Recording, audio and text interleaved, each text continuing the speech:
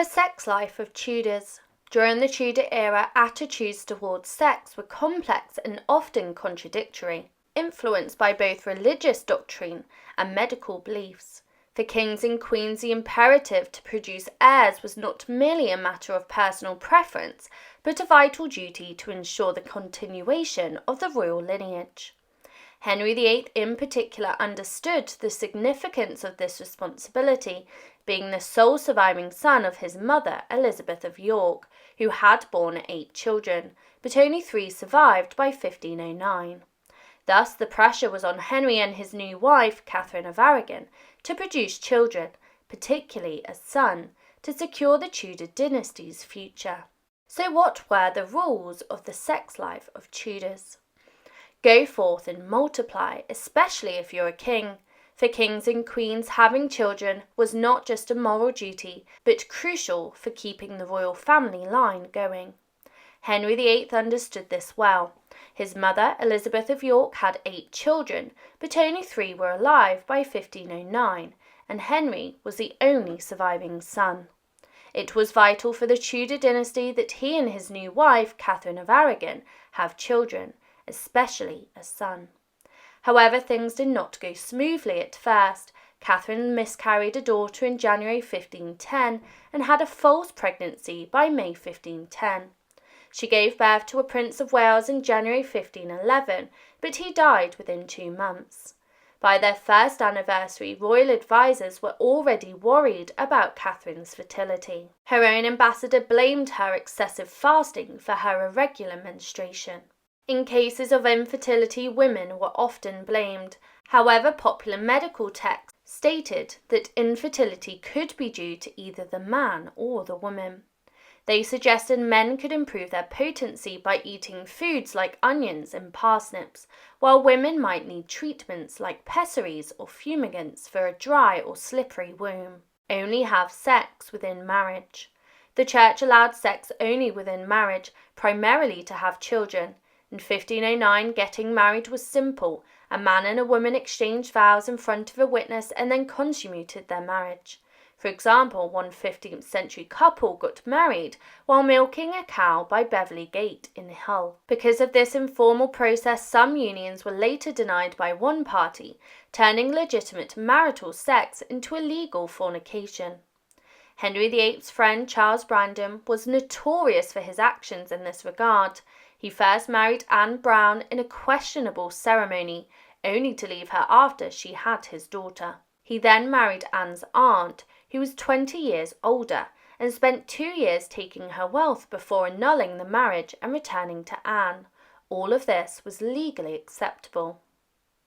Don't have sex on Wednesdays. The Church had very strict rules about sex. At first glance, it might seem like sex was almost entirely banned. People were not allowed to have sex on Wednesdays, Fridays, or Sundays. During Lent, Advent, and Pentecost, before major holy days, when a woman was on her period, pregnant, for a month after giving birth, and while breastfeeding, 3 days before taking communion, during daylight hours, while naked, or in any position other than missionary. Any sexual activity that did not aim for having children was considered sodomy by law. This included wet dreams, masturbation, oral sex, incest, bestiality, and homosexual acts, all of which were condemned. Enjoy yourself. Doctors in the past had a different view on sex compared to the Church. Influenced by ancient Greek thinkers, they believed that too little sex could harm your health and even lead to dangerous behavior. They thought both men and women produced seed, which was necessary for creating life and maintaining health. If a man didn't release his seed, he might turn to incest, bestiality, or rape. In cities like Florence, brothels were licensed to prevent men from resorting to homosexual acts to release their seed. For women, holding on to their seed could cause convulsions, fainting, breathing problems, and even madness. The recommended cure was sex. As the 14th century physician John of Gaddesden suggested, a woman suffering from these issues should get married and have sex. The dual seed theory held that both partners needed to release their seed, meaning both needed to orgasm to conceive a child. In the 11th century, a Muslim scholar wrote about how men could recognize signs of a woman's orgasm. His works were widely read in the 15th and early 16th century. However, this theory was not entirely accurate.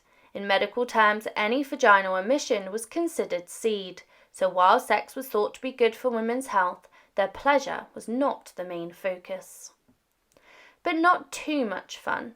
The church had strict rules about sex because it worried that even sex for having children or health reasons could lead people to enjoy it too much and fall into sin.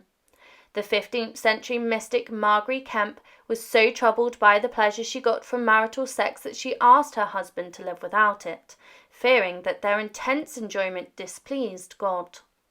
Some thinkers believed any sex was too much. An ancient philosopher warned that sex weakened the mind, and in 1509 John Fisher, the Bishop of Rochester, said that filthy lust of the flesh was harmful to men. He claimed, physicians say that a man taketh more hurt by the effusion of a little seed than by shedding of 10 times so much blood. Don't use contraception. The Church condemned contraception, allowing it only in rare cases where childbirth would endanger a woman's life. Ministers were advised not to ask too many questions about the parishioners' sex lives, preferring not to know the details. The contraceptive methods suggested by medical texts were often so strange that it's hard to imagine anyone actually using them. One method involved a douche made from opium poppy, egg whites, goose fat, honey, and the milk of a woman. It was also recommended that a woman could prevent pregnancy by carrying the testicles of a castrated weasel in her bosom, which would certainly ruin the mood.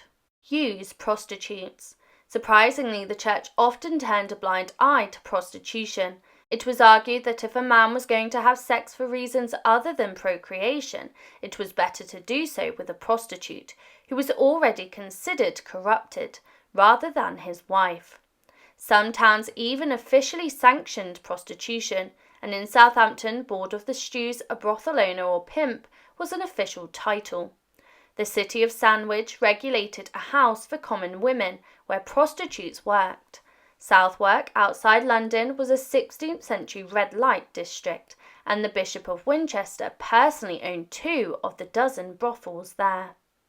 Even in towns where prostitution was punished, the motive seemed more financial than moral. Prostitutes were fined for not wearing a mandatory striped hood to distinguish them from respectable citizens, which was a profitable practice for local authorities. The same names and locations repeatedly appearing in records suggest either officials were ineffective or that efforts to curb prostitution were half-hearted. For instance, Alice Dimmock of Great Yarmouth had frequent run-ins with authorities during Henry VII's reign for activities ranging from prostitution to keeping a suspicious house. And the last rule of all was to ignore all of the rules. Considering how contradictory medical texts and church advice could be, it's no surprise that Tudors had much more active sex lives than these strict rules might suggest. Court records show couples having sex in various places like shop floors, haystacks, kitchens, back alleys, and up against walls. One couple was even found in a pit beside St George's Field in London. Although adultery was forbidden, it was common, especially since arranged marriages were typical among the nobility and royalty. While Catherine of Aragon was confined during her first pregnancy, Henry VIII and his close friend William Compton were both romantically involved with the married Lady Anne Hastings. Compton was so devoted to Anne that he left her part of his estate in 1523, though he still requested to be buried next to his wife. The Spanish ambassador who reported the king's affair did not criticise Henry, but rather Queen Catherine for being upset about it. In this, I think I understand my part, he wrote, being a married man and having often dealt with married people in similar matters. Given that people were often damned if they did and damned if they didn't, many Tudors clearly decided that sex was worth the risk.